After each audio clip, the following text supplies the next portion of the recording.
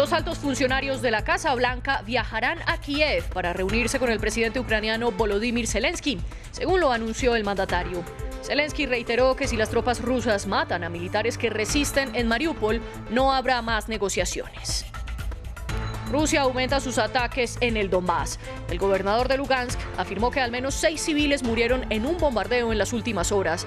Esto ocurre un día después de que Rusia afirmara que quería controlar esta región y el sur de Ucrania. Israel cerrará el cruce con la Franja de Gaza, en respuesta al lanzamiento de varios cohetes hacia suelo israelí. Los enfrentamientos se enmarcan en la ola de violencia en pleno Ramadán, en la que han muerto al menos 29 palestinos y 14 israelíes. Bienvenidos a las noticias de France 24, yo soy María Clara Calle. Y empezamos con lo más reciente de la guerra en Ucrania. El presidente de ese país, Volodymyr Zelensky, dio una rueda de prensa en la que anunció que el secretario de Estado de Estados Unidos, Antony Blinken, y el secretario de Defensa, Lloyd Austin, irán a Kiev mañana domingo.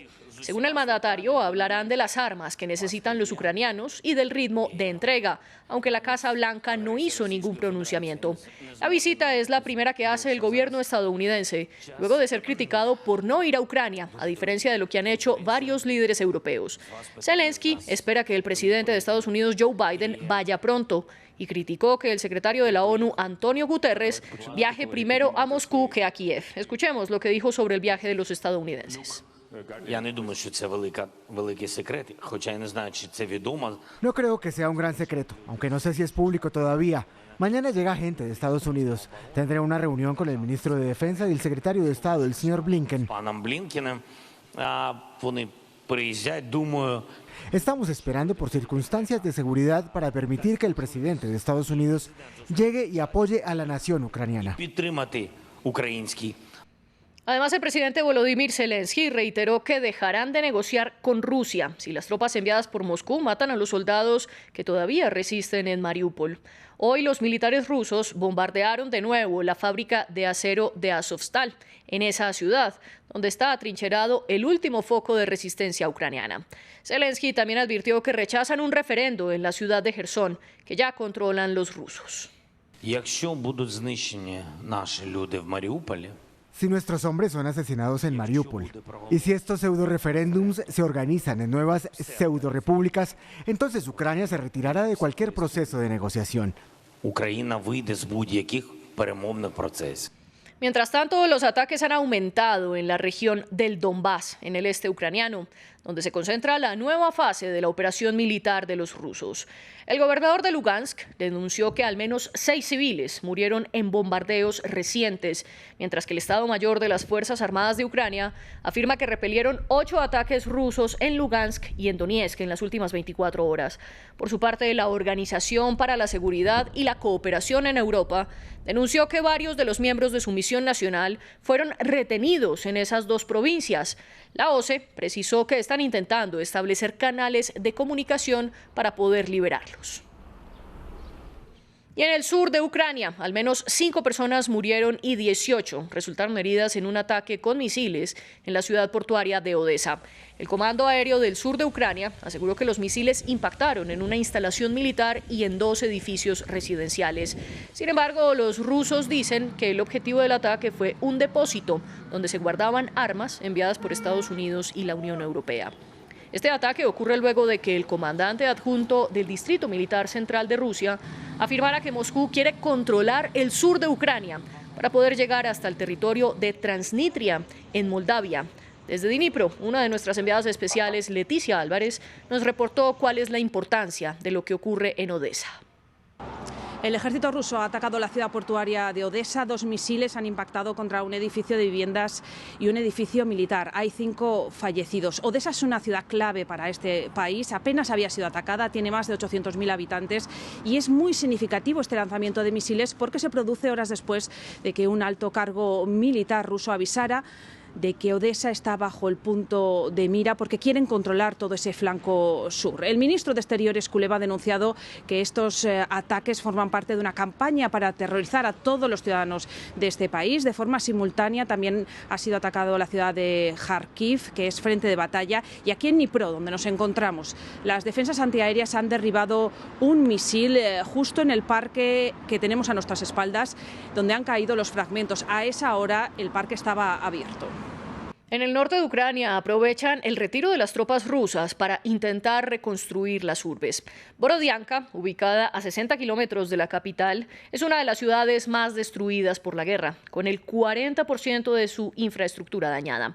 Les contamos la historia en el siguiente informe. Un ejemplo entre muchos otros de la magnitud de la destrucción en Borodianka y de la enorme tarea de reconstrucción que se avecina. Antes de la guerra, estos dos edificios eran uno solo, pero un bombardeo ruso a principios de marzo destruyó la parte central y ya no queda nada. 40% de las estructuras están afectadas. La reconstrucción parece imposible, pero los habitantes están convencidos de que sí es posible. En este barrio, estos trabajadores se encargan del primer paso, la demolición de las casas que están demasiado dañadas, como aquí. Estamos quitando las tuberías de gas para que los demás servicios puedan intervenir, arrasar los edificios y reconstruir otros nuevos. Una vez terminada la búsqueda de las víctimas, la vida como era antes tardará meses, probablemente años en volver. Pero este residente está dispuesto a esperar. Volver un día, no rendirse al enemigo a pesar del trauma, aunque 9 de sus vecinos han desaparecido. Vamos a quedarnos aquí. Hay que reconstruir Borodianka. Tenemos que ponernos a trabajar. Soy un antiguo soldado. No quiero irme. Cuando todavía es posible, como en estas viviendas sociales, los habitantes se apresuran a reparar. ¿Será posible volver aquí tan pronto como se restablezca el gas y la electricidad? Tras la limpieza, esta mujer procede al inventario de lo que los ocupantes le han robado. Reconstruir es también volver a comprar. Las ventanas se habían caído y las reparamos, pero nos robaron las joyas, la ropa, la comida también. Creo que tenían hambre, incluso nos robaron la basura. El futuro de Borodianka dependerá de los medios financieros que se le concedan. ¿Quién pagará, por ejemplo, las obras de las numerosas casas destruidas? Los habitantes a menudo no tienen el dinero necesario y el Estado ve cómo su economía se hunde por la guerra. Por el momento, el 90% del flujo de efectivo de la ciudad proviene de la ayuda humanitaria. En otras noticias, Israel cerrará su cruce fronterizo con la Franja de Gaza, lo que impide el paso de 12.000 trabajadores palestinos que tienen permisos. El organismo militar de Israel, que controla los asuntos civiles en Gaza, anunció que la reapertura dependerá de una evaluación de seguridad. El cruce se cerró luego de que militantes palestinos dispararan 3 misiles entre el viernes y el sábado. La más reciente tensión comenzó hace un mes con una serie de ataques en territorio israelí y luego con las redadas del ejército en Cisjordania. Al menos 14 israelíes y 29 palestinos han muerto. Ciertamente el cierre del cruce de Beit Hanun frente a 12.000 palestinos en este momento, cuando nos acercamos al Eyad Fit, tendrá repercusiones en 12.000 familias y en la economía palestina dentro de la Franja de Gaza, donde 3 millones de shekels ingresan a la franja todos los días. Y en Kuala Lumpur, Malasia, protestaron este sábado en contra de la ejecución en los próximos días de un hombre que sufre de discapacidad cognitiva, según los abogados de la defensa.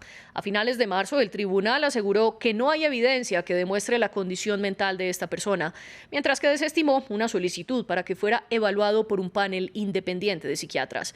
La única esperanza es un indulto presidencial de Singapur. Melissa Chávez tiene la historia. Ciudadanos protestan frente a la embajada de Singapur en Malasia. Exigen la liberación de un hombre con discapacidad cognitiva condenado a morir ahorcado el próximo miércoles por intentar traficar menos de 43 gramos de heroína a Singapur. Hoy estamos todos aquí con un motivo que es salvar a Nagaen Tran y detener esta ejecución. Estamos orando todos juntos con él. Esperamos que se salve, que esté bien y de vuelta a Malasia. Un psicólogo de la defensa que evaluó a Nagaen Tran asegura que su coeficiente intelectual es de 69, una medición que la Organización Mundial de la Salud reconoce como una característica de discapacidad intelectual. Sin embargo, el Tribunal de Singapur aseguró que el joven sabía lo que hacía al violar las rígidas leyes antidrogas del país y desestimó una solicitud para que fuera evaluado por un panel independiente de psiquiatras. Al rechazo por la sentencia se han sumado organizaciones de derechos humanos como Abogados por la Libertad. Será enviado a la horca el 27 de abril, por lo que estamos aquí para mostrar nuestro descontento con las acciones del gobierno de Singapur al seguir adelante con esta ejecución, a pesar de que es un hombre con discapacidad intelectual, a pesar de que su salud mental se ha deteriorado mientras todo este calvario continúa. Todas las vías legales que podían detener la ejecución se agotaron. El ahorcamiento del hombre de 34 años fue programado en noviembre. Se encuentra en el corredor de la muerte desde hace unos 12 años. Su única esperanza es un indulto proveniente de la presidencia de Singapur. Se reportó un nuevo caso de ébola en República Democrática del Congo. Es el primero desde que la OMS declaró el fin del último brote de la enfermedad en el país. El caso fue confirmado por el Instituto Nacional de Investigaciones Biológicas y se reportó en la ciudad norteña de Mbandaka, la capital de la provincia de Katanga. Con esto resurge en República Democrática del Congo un virus que desde el 16 de diciembre de 2021 ya se había controlado. El último brote, que fue el 13º, provocó 11 casos y 6 muertos en la provincia nororiental de Kivu del Norte. Y entre 2018 y 2020, el ébola mató a cerca de 2.300 personas en ese país, según la OMS. Sin embargo, las autoridades hacen un llamado a la calma. Y en noticias latinoamericanas, cientos de personas en Chile protestaron en contra de la nueva Carta Magna que está redactando la Convención Constitucional. Los manifestantes de derecha se congregaron en el centro de la capital, Santiago, como ha sido habitual en las últimas semanas. A mitad de la concentración, un grupo de encapuchados empezó a tirar piedras y a agredir a los manifestantes, lo que provocó la intervención del Cuerpo Policial de Carabineros. En septiembre de este año, los chilenos votarán para aprobar o rechazar la nueva Constitución, luego de que en 2020 casi un 80% de los votantes aprobaran cambiar la Carta Magna, que venía desde los tiempos del dictador Augusto Pinochet. Y Francia elegirá a quien ocupará la presidencia durante los próximos 5 años. Mañana, casi 49 millones de franceses podrán acudir a las urnas en la segunda vuelta electoral. En vísperas de estos comicios, algunos municipios carecen de asesores, que son voluntarios, que velan por el buen funcionamiento de los colegios electorales y son esenciales para el proceso. En los colegios electorales, las papeletas y las urnas están listas. Pero al igual que en la primera vuelta, faltan asesores que ayuden a atender las mesas. Necesitamos 2 asesores por colegio electoral. Tenemos 70 colegios electorales en la ciudad y hay muchos en los que solo hay un asesor. Lo mismo ocurre en Bergerac, en Dordoña. En los últimos días hemos tenido cancelaciones por casos de COVID. También es cierto que el tiempo en que se realiza la segunda vuelta no es muy bueno en términos de calendario. 3 zonas estarán de vacaciones al mismo tiempo. En Francia, los asesores se eligen de 3 maneras: entre los representantes de los partidos políticos, entre los votantes locales o entre los funcionarios locales, como en el caso de Brief, donde el alcalde pidió a un administrador municipal que ayudara en un colegio electoral. Siempre es interesante poder participar en este tipo de operaciones, ver desde dentro cómo se celebran unas elecciones. Las normas del Código Electoral son estrictas. Además de los 2 asesores, se necesitan un presidente y un secretario para gestionar las urnas. La escasez de voluntarios suele provocar una mayor espera para los votantes. Y a propósito de estas elecciones, los invitamos a que se conecten mañana domingo con el especial de la segunda vuelta de las presidenciales en Francia a partir de las 12 del mediodía. En Ciudad de México, Bogotá, Quito y Lima comenzaremos nuestra transmisión. Hasta aquí las noticias. Sigan con nosotros en France 24.